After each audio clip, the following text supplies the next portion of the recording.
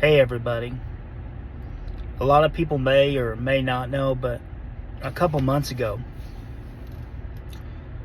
after going to the doctors for years trying to find answers on some things that have been going on that I'll address here in a minute, I finally was able to find a doctor that kind of put some light on what's been going on with me. And so I thought I'd come on here and kind of share. A couple months ago, I was diagnosed with young onset Parkinson's disease, which a lot of people might say, hey, I see you out. You say that you're struggling. You look pretty normal. I don't see there's anything wrong with you, or but you don't know. Everything is not always as it seems. Parkinson's disease is often, especially in the beginning stages, which turns out I'm not in the beginning stages. I've had it for 6 or 7 years, but a lot of times in the beginning stages, young onset Parkinson's, you really don't notice much. Even though the person that has it might be going through it, the outward signs may not be there quite like you would think that they should be. So I thought I'd make a first video, and I'm going to do several videos about Parkinson's, and just to bring awareness. And so if you don't care to like and share this video, that'd be good too, just to help get the word out about what Parkinson's is. When most people think of Parkinson's, they think of like people that shake a lot, or typically it's been known as the old white man's disease, because that's who gets it the most. And people shake a lot when they get it, and that's what you see. You see people shaking. You see people like Michael J. Fox on TV, or he's probably one of the most well-known case. Muhammad Ali, Neil Diamond. There's several that have come out recently, and like Linda Ronstadt. But Michael J. Fox is probably the most recognizable. You see him, and he's moving around, and he's can't control his movements. And well, he's been in it for 34 years, and that's where he's at. But he didn't start that way. It was 7 or 8 years before he even let people know that he had it. But he did his best to hide his symptoms by pills. And the pills do work. I started with a pill called carbidopa levodopa. I started it about a month and a half ago. Let me just say, when I take the medicine, I feel almost normal at this point, until it wears off. Then if you can imagine having a really bad flu-like symptoms, that's what it feels like when it wears off. So then you take another pill, and 45 minutes into it, you start feeling better again. That's how I know that the medicine really does work. Basically, there's 4 things that are identifiers of Parkinson, or 4 common things that happen, and it's an acronym called TRAP, TRAP. So it's tremors, rigidity, akinesia or bradykinesia, and postural instability. So I'll just kind of go through these 4 things real quick and kind of get us started on what Parkinson's is. So tremor. A lot of people see people with tremors. There's people that have tremors that don't have Parkinson's, but a lot of Parkinson's people have the traditional tremor, and they call it, when it starts, it'll start on one side or the other usually, and it can affect one limb or multiple limbs. A lot of times, most noticeably, would be in a finger, would start twitching or tremoring, especially when you get upset or stressed. when I get upset or worried or stressed, I start shaking really bad. Like this. And this is where my tremor's at, and my whole left side basically will tremor. The next one on the it's rigidity. Well, rigidity, if you can think of stiffness and soreness, imagine going to sleep for, I don't know, a couple days and waking up and trying to make your body move. That's what it feels like.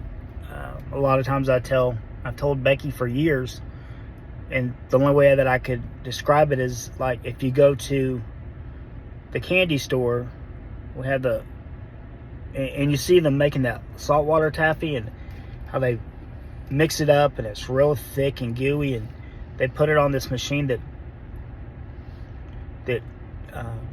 pulls it and stretches it like taffy. If you can imagine, put a big pot of that taffy out and then have it a walk through that taffy. Sometimes it feels like there's concrete blocks even on my legs and arms when I try to move. Well, with that, it goes pain. A lot of times at night, my pain is so bad that I can't sleep.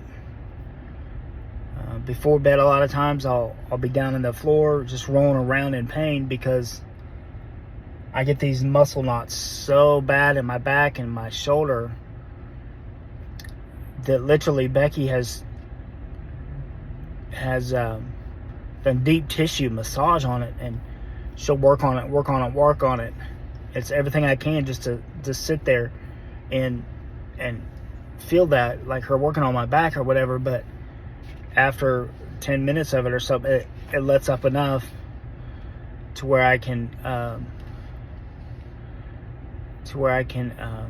get some relief. We've tried muscle relaxers. We've tried going to physical therapy.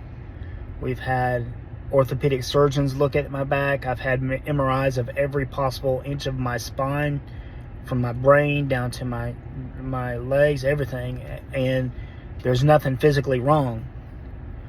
But what Parkinson's does is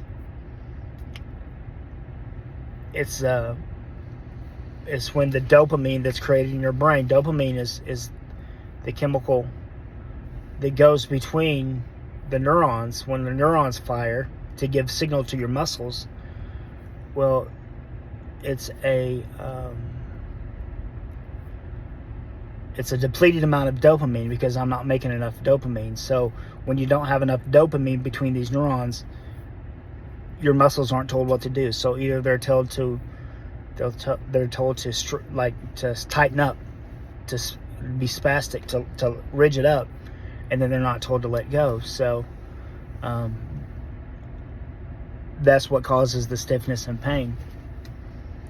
Akinesia or bradykinesia is the next one, and that is slowness. When I'm on my medication, I speed up. But when I'm not on my medication, I walk so slow. I drive so slow. I think and I talk so slow. Just because, and I don't even realize it a lot of times that I'm doing it, but it slows me way down.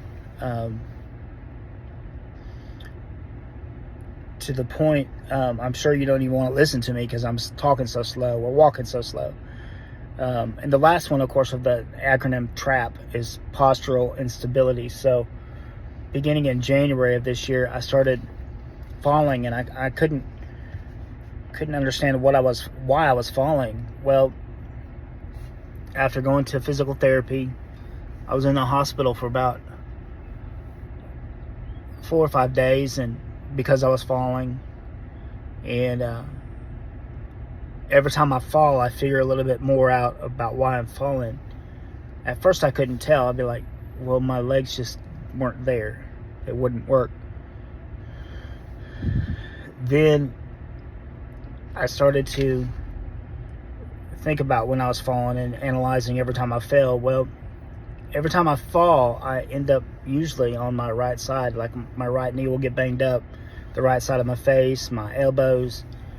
And what's happening is when I'm walking, I'm getting good momentum, but then my left side will just stop and it won't move. So if you can imagine, every time you walk, you're actually falling forward, and your opposite limb is going forward to catch when you have that momentum. Well, what's happened is every time I would walk, my leg would catch, my left leg, and it wouldn't move. So I had this forward momentum, and then my leg didn't follow, so there was nothing to catch that forward momentum, and I face plant. So that's what postural instability is. Now I've been going to physical therapy, and I've learned, so I've not fallen as much lately because I've learned to walk safer. I've learned to look ahead on where I'm going, make sure there's not a lot of obstacles in my way. If I'm transitioning from like grass to asphalt, I know that there's a possibility that my leg will get stuck and it won't move. So I slow down a little bit. I'm more careful. Walking up a curb, if I come to a curb, you'll see me visibly stop, look down. Kind of like if you're going on an escalator as a kid. Remember how when you get on the escalator and you were scared, and you walk up and you see those little escalators moving through the teeth of the stairs, and you look and you're just scared to go, and you can't force yourself to go, and finally you get the courage and it takes off and you go and you about fall. Well, that's what it's like whenever I lose that momentum. If you can imagine walking fast towards the escalator, getting there and not being able to move, and then all of a sudden you fall forward. So that's kind of a little bit of what's going on with me, and I'll get more in depth as time goes on, but I wanted to at least get this first video out there and kind of let you know what's been going on, just to bring more awareness for the area and for everybody in my realm of influence, and anybody that follows me or knows me can kind of understand a little bit more what Parkinson's is. And it's not a death sentence at all. It's a life changer, and we know that, and we're working through it. But it's not a death sentence. People don't die from Parkinson's. They do die with Parkinson's, because it doesn't get better. It's progressive. It doesn't go away. There's no cure for it at this point. But we still have a lot of years left of happiness, and even if I'm 48 now, so even if I have the 30 years or 35 years, or we're still looking at 80 years old before I die. So I mean, I'm in a good place. I know that things are going to be not easy, and changes have to be made. I'm going to have to slow down. I'm going to have to reevaluate how I work, when I work, where I work, if I work, what I work on. Obviously, work is part of life. You have to work, even if it's mowing your lawn or doing the laundry, making dinner. That's all work. You just have to decide where your priorities all are. Say if you've got a bucket of ice cream that you're eating, and let's say it's only got 20 spoonfuls of ice cream in that bucket to last you all day. Or let's just make it easier. Let's say 10 spoonfuls of ice cream in that bucket. And that 10 spoon has to last you all day. Well, as that relates to work, a spoon could be mowing the lawn. A spoon could be going to work for a couple hours and making money on the job, or doing a photo shoot to make money, or it could be just getting out of the bed in the morning. Sometimes it's that bad. Or could be taking a shower.